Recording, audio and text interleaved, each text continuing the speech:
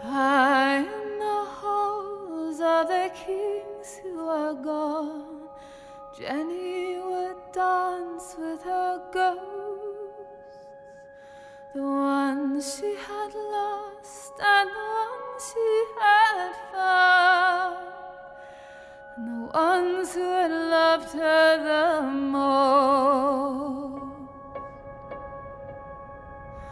the ones who'd been gone for so very long, she couldn't remember their names. They spun around on the damp old stone, spun away all her sorrow and pain, and she never wanted to leave, never wanted to leave, never wanted to leave, never wanted to leave. You're a good man. They dance through the day and into the night, through the snow that swept. Macho Marom. Les amis, et bienvenue sur les premiers pas de cette nouvelle chaîne YouTube, The Dreamcatcher, où nous allons parler de Game of Thrones, la saison 8 touchant à son terme, et la fin de Game of Thrones étant dévoilée dans moins de 2 semaines, je me devais de vous faire un petit listing de mes 3 théories ultimes, inspirées de ce que j'ai trouvé sur internet ou de ce que j'ai imaginé moi-même, dont une qui pourrait s'annoncer véridique. Nous allons voir ça tout de suite avec la première théorie.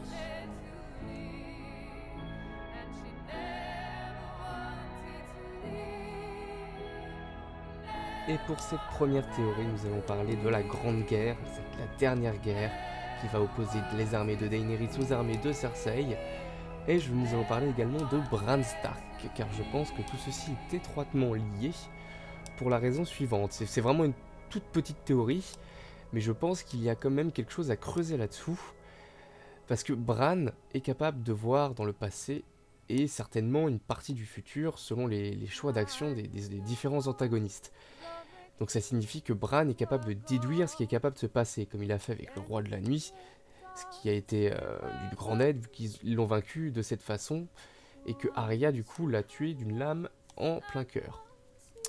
Cependant, si Bran est capable de voir dans le passé, il est donc capable également de voir des briefs moments dans le futur, et par conséquent, comment se le fait-il, si c'est le cas, qu'il n'ait pas prévenu Jon et Daenerys d'un plan de bataille à effectuer pour par exemple éviter la flotte de Euron, qui a tué le deuxième dragon de Dany, il n'en reste plus qu'un, donc ça devient un peu chaud. Pourquoi ne leur a-t-il tout simplement pas dit que la manœuvre à suivre pour perdre le moins d'hommes, comment faire en sorte que Cersei soit complètement désemparée face à leur stratégie militaire? Mais non, Bran ne leur dit rien du tout, alors à moins qu'ils soient certains que la victoire est dans leur poche, ou alors peut-être que cela impliquerait un destin funeste pour Jon et Daenerys, à voir.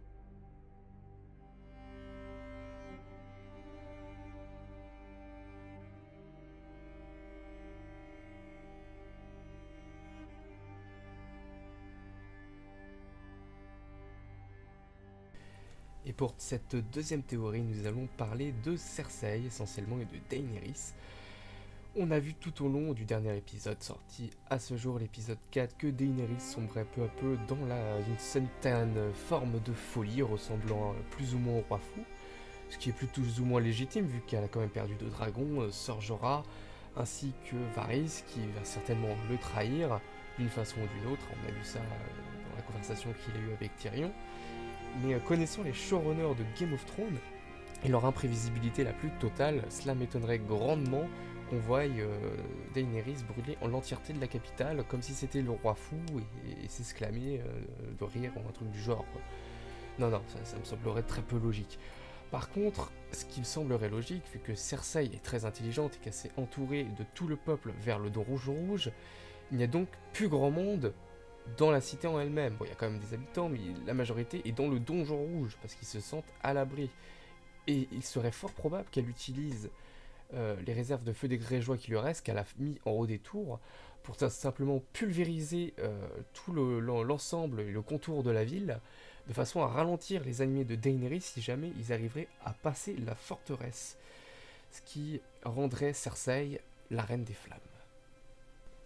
Et on pourrait imaginer que Jaime arrivé à la capitale tuera Cersei car la faisant penser au roi fou, ce qui accomplira aussi de ce fait la théorie du Valonqar et qui pourrait amener une des scènes les plus mémorables de Game of Thrones en voyant les deux périr dans les flammes.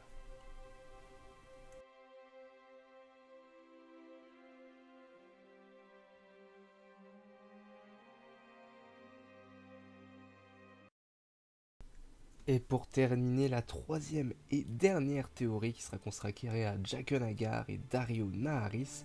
Pourquoi Jaqen H'ghar et Daario Naharis alors que ce sont deux protagonistes de Game of Thrones qu'on n'a déjà pas vus depuis plusieurs saisons et qu'on pensait leur arc narratif terminé, résolu ou tout simplement oublié parce qu'on n'a pas le temps de le mettre?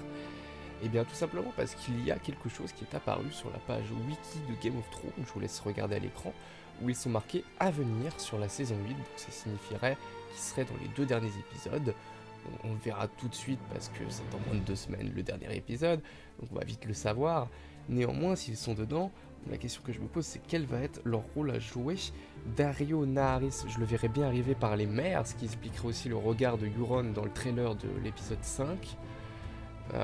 Ou alors ça pourrait être le dragon de Dany également, ou les deux. Parce qu'il y a quand même les punais à Meereen, et s'il serait capable de débarquer avec les punais par exemple, et les armées qui resteraient de Dorne, par exemple par les mers, et prendre les armées Lannister et la compagnie dorée à revers, ce serait une très bonne stratégie et un très bon feeling pour l'épisode. En revanche, Jaqen H'ghar, je n'ai aucune idée de quel rôle il aurait à jouer dans tout ça, néanmoins ça serait plus ou moins confirmé par cette page Wikipédia. Et voilà les amis, c'est déjà la fin de cette vidéo, j'espère grandement qu'elle vous aura plu. C'était une très courte vidéo, je sais, mais il n'y a plus grand chose à théoriser, étant donné que la fin de Game of Thrones est très proche, dans moins de 2 semaines, j'ai très hâte. Je vous souhaite une excellente soirée ou une excellente journée selon la timeline avec laquelle vous avez regardé cette vidéo, et je vous dis à la prochaine sur la chaîne de The Dreamcatcher.